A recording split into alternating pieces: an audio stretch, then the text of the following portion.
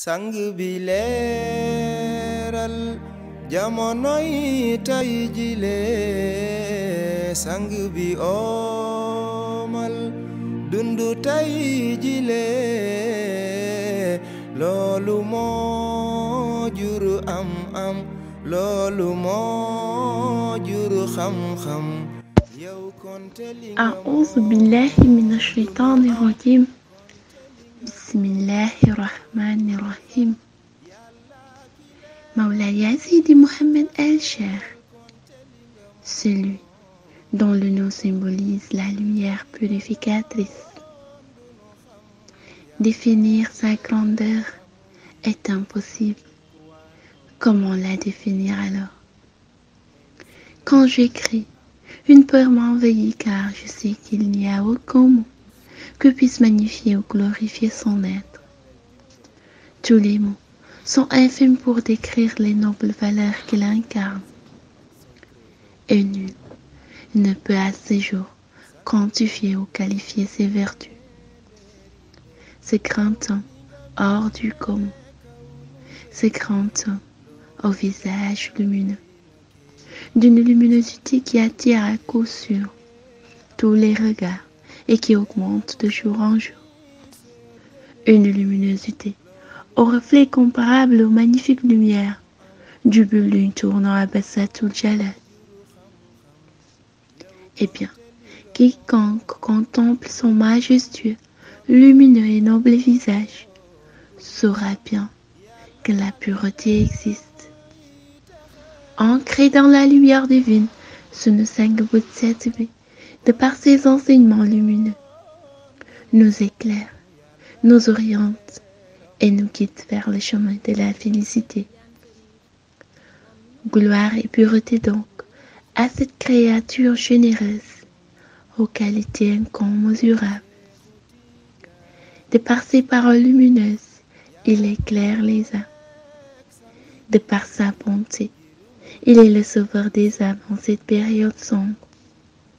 Louange donc à lui, le digne de confiance, l'être à la sainteté débordante, le sauveur de l'univers, le missionnaire de la fin des temps, celui qui décrypte les secrets de la Tariqatul Haqi, jusqu'ici ignorés, celui qui fera rayonner la Tariqatul Haqi au sommet du monde, le bien guidé, celui qui n'est de ce monde que par miséricorde, le détenteur des grades de Khutbul Khafeni, Khutbul Wujud, Khutbul Aktabul Kabir, Kanzil Azam. Yow sang bi konte li nga doon du nu xam Yàlla ki leeram yi texe Ahmed Tidjani Chérif radiyallahu ta'ala anhu, celui dont la parole nous donne de l'espoir et du courage et fait vibrer nos corps et âmes de par la lumière qu'elle incarne, celui qui rend ses disciples ivres d'amour envers le grand pôle caché, Maulaya Cheikh Ahmed Tidjani Chérif, celui dont le nom fait vibrer les mondes célestes et détenteur des grades de Katmiya et Khatmiya, deux grades que personne d'autre ne pourra revendiquer jusqu'à la fin des temps.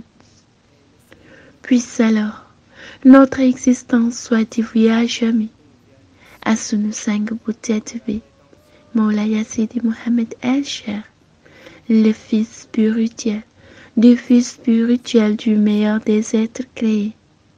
Amin.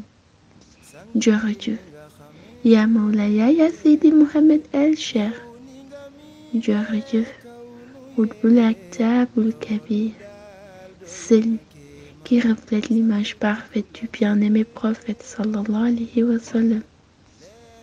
Assalamu alaikum wa rahmatullahi ta'ala wa barakatuhu.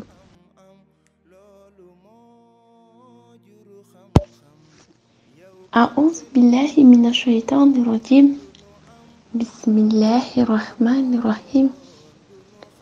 Recette bi Sunu Sang Bu Tedd Bi, le bien guidé joxe te ñu leen koy indil tey mooy dangeen di def fatiha benn yoon, astaghfirullah téeméeri yoon, salaatul fatiha ñetti yoon, hasbunallah wa ni'mal wakil 1565 maanaam junni ak juróomi téeméer ak juróom benn fukk ak juróom. soo leen pare ngeen daldi def seen ñaan daldi ko tëjee ak fukki per ak ñaaru salaatul fatiha. ñaan boobu li tolloog diiru juróom fukki fan ak ñett si ngeen koy def moo leen di jox limu 82 945 maanaam juróom ñetti junni ak ñaar ak juróom ñeenti téeméer ak ñeent fukk ak juróom.